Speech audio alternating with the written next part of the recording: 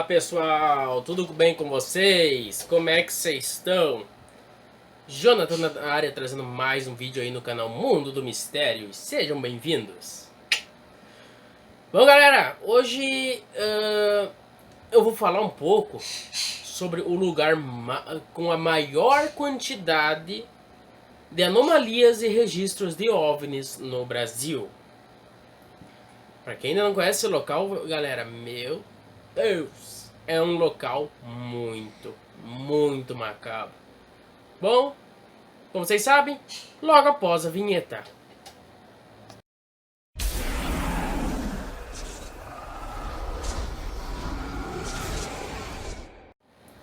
Esse local, ele fica situado no estado da Bahia.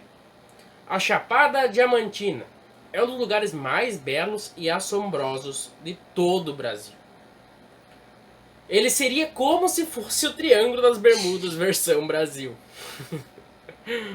Ou o Mar do Diabo versão Brasil é algo muito louco. Bom, chega de enrolação e bora lá para a reportagem. Quem observa seus rios, cachoeiras, fauna e flora não imagina os estranhos e macabros eventos ocorridos por toda a região. Essa paisagem maravilhosa esconde inúmeros mistérios e segredos não resolvidos até hoje. Os moradores e os turistas testemunham os mais bizarros acontecimentos. Luzes estranhas no céu, gritos, berros e ecos aonde não há nada. Criaturas que perseguem os turistas no meio da escuridão e falam um idioma desconhecido. Entidades escuras que percorrem as matas fechadas. Enfim, os relatos são tantos que a Chapada terminou ganhando uma linha de turismo específico, voltado apenas para explorar essas estranhezas. Abaixo alguns dos mistérios que estão envolvidos na Chapada Diamantina. O turismo ficou mais forte quando os estudiosos do misticismo começaram a apontar a Chapada Diamantina como um dos 7 locais do mundo que possuem uma entrada para Agartha, reino lendário que ficaria no subterrâneo, próximo ao centro da Terra, e lar de Melquisedeque, um ser com poderes fantásticos, intitulado Rei do Mundo, que aparece em escritos antigos de diversas culturas, e segundo a lenda, acompanha a humanidade desde o seu início e auxilia na evolução gradual que ela sofre. Basicamente, é um lugar parecido com o que foi mostrado no filme Viagem ao Centro da Terra. Para quem lembra, aquele filme top de linha. Algo realmente inacreditável e espetacular, como se você estivesse em outro planeta, com animais, criaturas e ambientes bem diferentes dos habituais. Muitos relacionam Agartha com Shambhala, cidade que muitas vezes é citada como localizada em outra dimensão, e às vezes localizada no mundo intraterrâneo. Na mitologia grega, vemos que quando Zeus destronou Cronos, seu pai, Cronos encontrou um refúgio nas profundezas da Terra, onde os titãs e Ecantônqueros, nomezinho complicado, também estavam escondidos. Então, pessoal, eles tem esse local que as pessoas acham que pode ser uma entrada para um universo diferente, para um lugar bem diferente do nosso.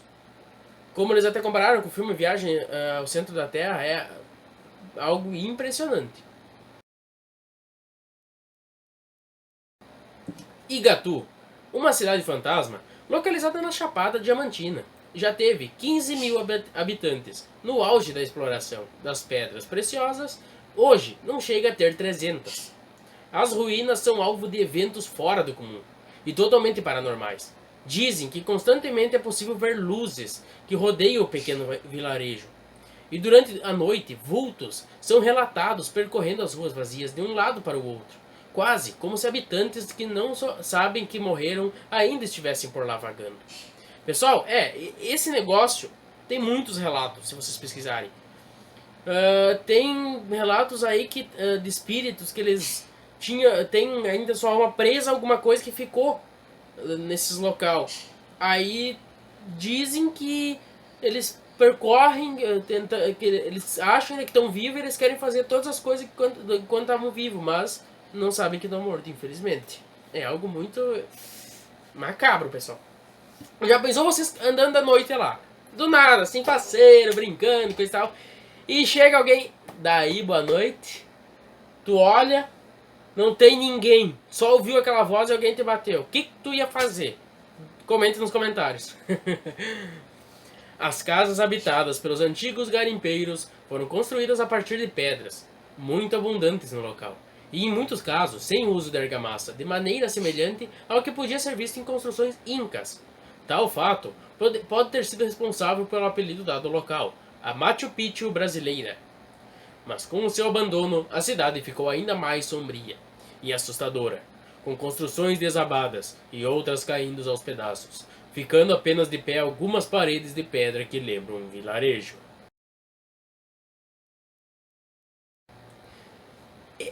Como eles não usaram argamassa, pessoal, vocês podem comparar também ao desenho dos Flintstones.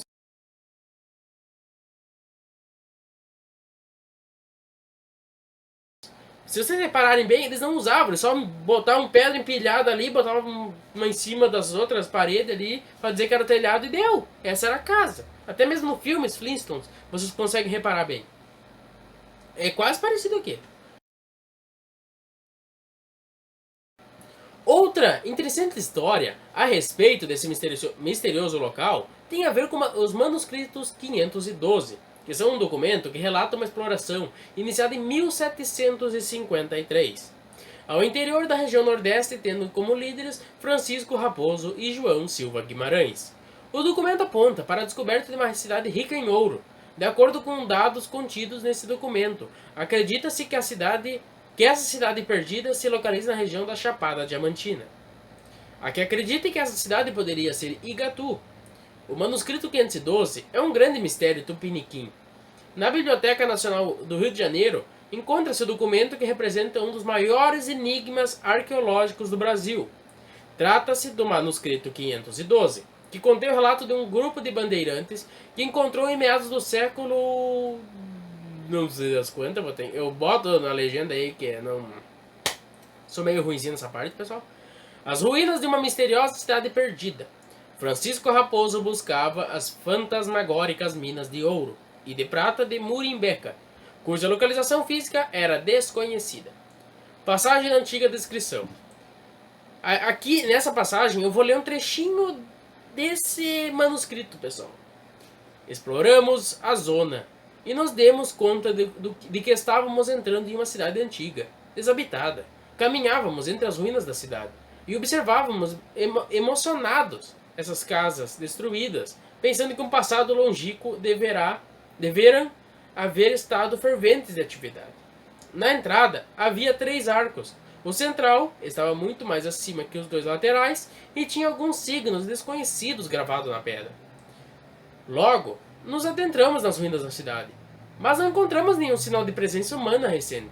Tudo estava abandonado, desde havia séculos, ou quiçá milênios.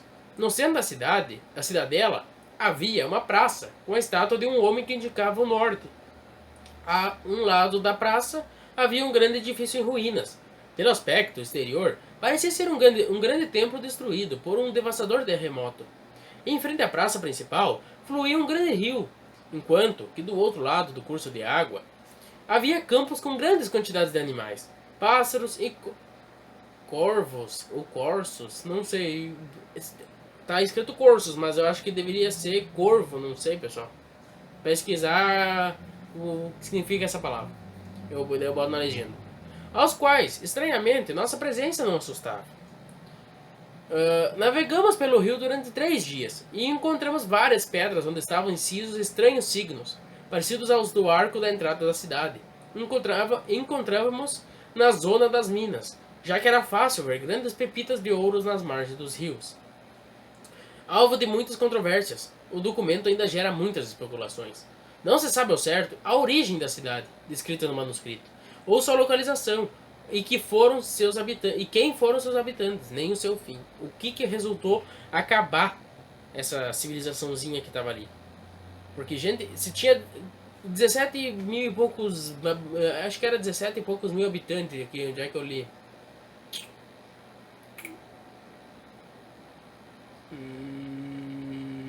15 mil habitantes. E hoje não tem só 300, pessoal. Esse que é a indignação que dá o mistério. Muitos dos habitantes sentiam muito medo, boa parte devido às terríveis lendas que são passadas de geração em geração sobre misteriosos acontecimentos no local. Falam que mesmo no século 21, quando não, século 20, 20, quando iniciou a exploração das pedras preciosas, a cidade estava cheia. Os casos de desaparecimentos já eram comuns. As luzes adentravam as estreitas ruas e levavam as pessoas às suas casas, e nunca mais eram vistos. Como se fossem abduções. OVNIs, seres de outro mundo, pessoal. Muitos desses desaparecimentos e inúmeras histórias assombrosas acabaram atraindo bastante curiosos, através de emoções nas áreas da Chapada Diamantina. E muitos turistas voltam para casa com histórias e avistamentos incríveis, relacionados a atividades paranormais e até ufológicas.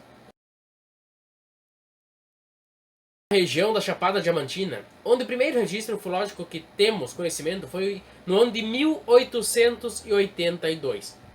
Trata-se de uma ocorrência descrita no livro do autor baiano M.M. Freitas, de título Estradas e Cardos, onde ele narra que em certa noite um estranho objeto colorido foi visto por ele voando sobre as montanhas, ao redor de Mucugé. Naquela época não se falava em OVNIs. Devido a isso, o escritor ficou perturbado, sem poder entender a sua experiência. E ele presenciou a aparição de um OVNI, mas a chamou de ilusão, de ótica, após não ter conseguido compreender o fenômeno. Mas também ele não podia falar naquela época que, avistei um negócio no céu, tu é louco, não sei o que, não sei o que, não sei o que, iam julgar o cara. E daí ele teve que falar que era ilusão, né? O que vai saber. Mucugê é uma região de forte atividade ufológica. Assim afirma também o artista plástico morador de Lençóis, conhecido por Giovaldo Chaves. Ele relata que as cidades de Lençóis, Mucugê e Morro do Chapéu são os locais onde ocorrem fenômenos ufológicos, com maior frequência. Giovaldo Chaves de Araújo possuía 64 anos no momento em que relatou a sua experiência a uma publicação que aborda o tema, chamada Revista UFO. Ele revelou que já presenciou uma quantidade considerável de fenômenos ufológicos na região. Ele conta que as luzes variam de cor, podem ser azuis, vermelhas, brancas, cintilantes ou fixas como o farol de um veículo. Uma das suas experiências mais marcantes ocorreu enquanto ele estava na presença de mais duas testemunhas, em meados do ano de 1997. Ele e as demais testemunhas, chamadas Heraldo e Roque, seguiu em direção... Desculpa aí, não. Foi mal, pessoal. Em direção à rodoviária da cidade de Lençóis. Subitamente, ao olharem para cima, puderam observar uma luz de cor azul que se aproximava silenciosamente. Eram mais ou menos 7 horas da noite, quando isso aconteceu. Uma das testemunhas, chamada Heraldo, com medo, fez alguns barulhos e a luz se distanciou, até desaparecer, parecendo ter ouvido as testemunhas. Agora vai saber se foi por causa deles ou o que, pessoal. Ninguém vai saber. Outra testemunha dessas experiências ufológicas, que não teve seu nome identificado, na companhia de outros moradores de Lençóis, fez uma vigília no alto da cidade, onde ficam as antenas. Nessa ocasião, ele afirma que caiu com a sua máquina fotográfica no chão ao tentar fotografar um OVNI. As testemunhas que o acompanhavam saíram correndo e o deixaram sozinho no meio da vegetação. Meu Deus, pessoal. Meu Deus, largaram o cara do nada e fica aí com o teu negócio aí que não vão ir embora. Quando virou objeto. Devido a isso, ele tentou acompanhá-los e veio a sofrer esse incidente que ocasionou na sua queda. Essa ocorrência chegou ao conhecimento da revista UFO, a maior publicação sobre o tema no Brasil. E ela disponibilizou um artigo sobre o caso na sua revista, de edição número 66.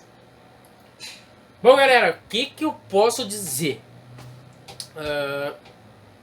Olha, o meu ponto de vista é que esse local pode ser mesmo mal assombrado, pode ocorrer esses negócios aí, por causa que, como vocês puderam ver no meu vídeo passado, que eu falei de uma cidade aqui vizinha da minha, então, que ocorreu lá em 1997. Então tem vários relatos, pessoal. Agora, saber mesmo, só presenciando. Então, pessoal, espero que vocês tenham gostado. Deixe seus likes, se inscreva no canal e comente nos comentários logo abaixo aí o que vocês acharam e se querem mais vídeos sobre esse. E claro, mais importante, não esqueçam de ativar o sininho de notificação para não perder nenhum vídeo. Até a próxima. Fui!